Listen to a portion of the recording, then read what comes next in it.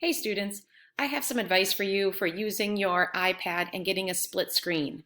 A split screen is when you can have two things open at one time so that you can be doing two things at once. So for instance, if you want to join a Google Meet, I have one going already. You'll see my background right there. And then you need to open something on Google Classroom to do it the same time when you're in a Google Meet. Notice how I hit the home button. My camera disappeared and now I'm back into Google Classroom. And of course, I always go to classwork. That's where I can find things easily. In my class, you may want to open up your Bell work assignment so that you can correct the incorrect sentences with me during our Google Meet. So I went in and I found that. Now, I have Bell Work Week 10 open. Again, I am going to close out. And what I'm going to do is I am going to take that Google Classroom, because that's where my Bell Work Week 10 is. I am going to hold my finger on it. You'll see that some gray boxes appear. And then I'm going to drag it up to my Google Meet. It will open. Don't let go yet, but bring it over to the side. When I bring it to the side, it will now have a split screen. This is my Google Meet where eventually I will be talking to you, and this is the Bell work where we can edit it. For me, my Bell work, keep in mind, we export it over to Google Docs, so I press that corner, it exports to Google Docs, and maybe I should have done that before. Looks like I might have to do that again. Let's see if I can do that. See, I'm learning all kinds of things today. So I want to take my Google Docs, I want to bring that over here into here and put that on top of it. And now you can see my Google Docs, which is exported, is next to my Google Meet. And I can click on it and I can answer those questions and type in the answers on my Bell work. Okay? How else you could use this? Let's say you have a story and you want to have a Google Doc open so that you can take notes on it. I could go to Chrome. I have a story back here that has to do with wolves and hunting. So I could have that story open. I now want a Google Docs so I can take some notes from that. So again, I'm going to double press that home button. I'm going to go to my Google Docs and I'm going to drag it up here. It will open it when I bring it to the side over here. And this time what I'm going to do is I'm going to get out of that Bell work.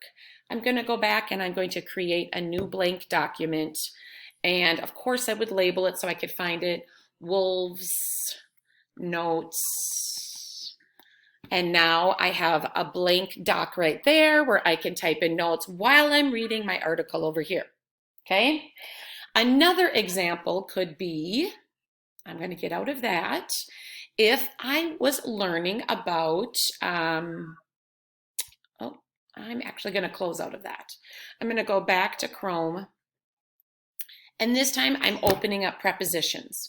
In my language class, we have been learning about prepositions, and I keep telling you that you need to Google common prepositions. I have the common prepositions here. I now want the common prepositions along with my PDF, which is attached to my Google Classroom. So going back to Google Classroom and getting out of the Bell work that I had before, I am going to go and find the preposition worksheet that I have, Prepositions Day 2. I am going to click on that. So I have it open, and in this one, I'm also going to be exporting it. So I have that open, okay? And now what I am going to do is I will take my common prepositions from Chrome. I will drag it over to Google Drive. Oh, maybe I will, maybe I won't. Let's have my Google, I will take my Chrome and I will drag it over one more time to here. I have to wait long enough to make sure that I have it so it's split screen, okay?